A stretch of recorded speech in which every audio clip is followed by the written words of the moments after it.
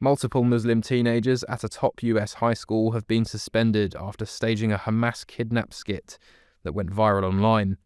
The students from the Muslim Student Association at Virginia's Thomas Jefferson High School for Science and Technology filmed the stunt as a way to promote attendance at an MSA meeting.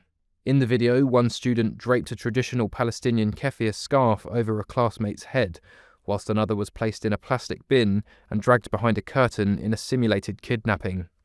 The students being kidnapped were asked if they planned to attend the MSA meeting. Initially they refused in a mocking manner, but later agreed. The video ends with them sitting silently, covered behind a curtain.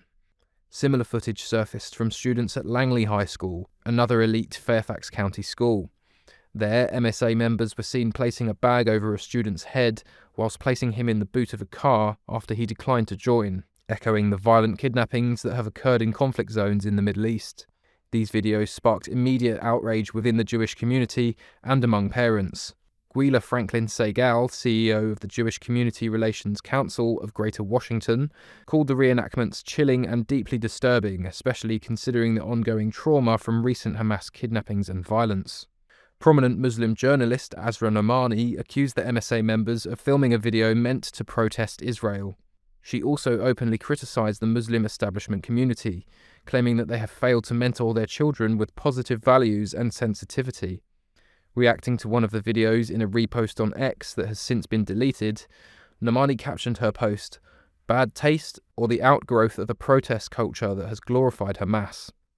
We're living in a time of what feels like pretty significant social change, and it makes us question things that we've even taken for granted for decades. And one of those at the moment that people are wondering about is actually money.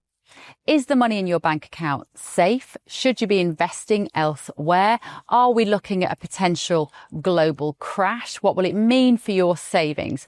Is there a way that you could be using your money that might be outside of government control even? Well, Tally Money is potentially one solution. So I'm delighted to say that I'm joined today by the CEO and founder of Tally Money, Cameron Parry. What is Tally Money? Well, at Tally Money, you basically get gold you can spend. So we give people an individual account in their name, everyday account. They get a sort code and account number. They use that account just like they would pounds from their bank, but it's milligrams of gold that we brand as Tally. Okay. Why would you do that, though? What is the benefit to the customer instead of just having a normal pound sterling account? Gold's performance against the pound is above 11% per annum over the last 25 years on average. But we still need money in our daily lives, and we have savings. We know that it's good common sense and prudent to save up for things, not just live in credit. You know, whether it's a holiday or a rainy day, your retirement planning, you need to have money in your life, basically, that you can rely on, that's dependable, that nobody meddles with, that nobody can weaponize against you, which is another element of government control when it's the government currency, which we could talk about another time.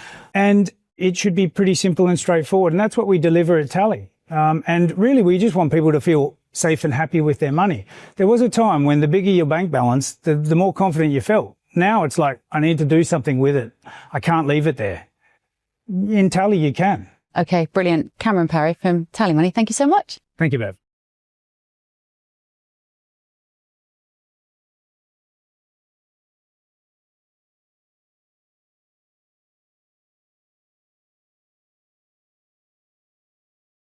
Many parents describe the videos as callous and horrifying, and the local Jewish community have demanded accountability.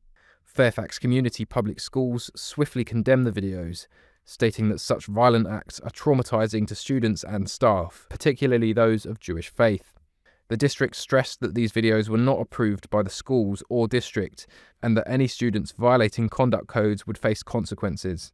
The Fairfax school system emphasised its commitment to maintaining a safe and respectful environment for all students.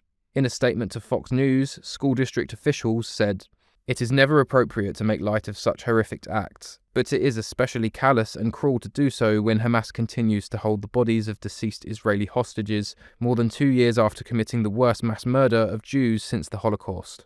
The trauma that all families impacted by the Israel-Hamas war have experienced over the 2 years remains fresh.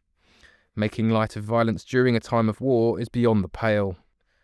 At the same time, the Council on American Islamic Relations defended the students, describing the videos as playful skits and arguing that disciplinary actions were influenced by bias against Muslims and Arabs.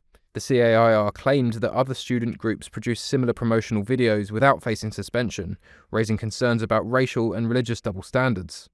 The group said the video mirrors a popular trend of students promoting their events on campuses across the country. It is apparent that any threat the TJHSST perceives from the video comes from racist tropes and stereotypes about Muslims and Arabs. The Muslim Student Association was founded in 1963 with roots linked to members of the Muslim Brotherhood, and it now operates in over 160 chapters nationwide, including high schools like Thomas Jefferson and Langley. The association has a complex history of political and religious violence, which some say colours perceptions about the group's activities. The controversy over these videos brings up challenging questions about the boundaries of free expression and protest. The political backdrop to these events is made more volatile by the fragile ceasefire currently in place in Gaza. A ceasefire agreement initiated in early October 2025 allowed for the release of hostages and the entry of humanitarian aid into Gaza, but tensions remain high.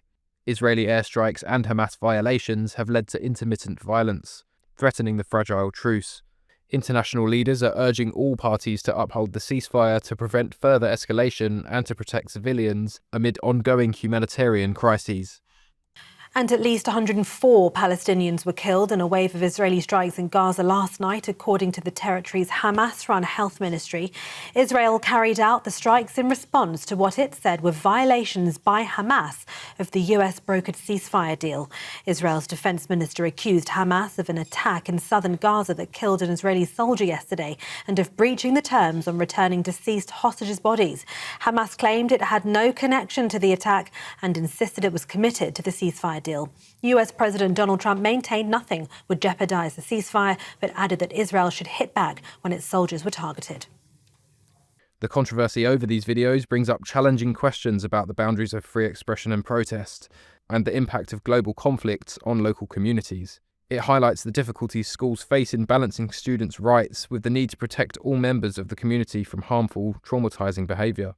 As Fairfax officials investigate and enforce disciplinary actions, this incident remains a flashpoint for broader conversations about accountability, cultural sensitivity, and the responsibilities for educational institutions in a deeply divided world. GB News isn't just a channel, it's a family. And now you can be a part of it. Join our membership for exclusive content and to be part of the conversation. We're building something different together. So join us today. Because your voice deserves to be heard. Become a GB News member today. Visit gbnews.com/support or scan the QR code on screen now. Thank you.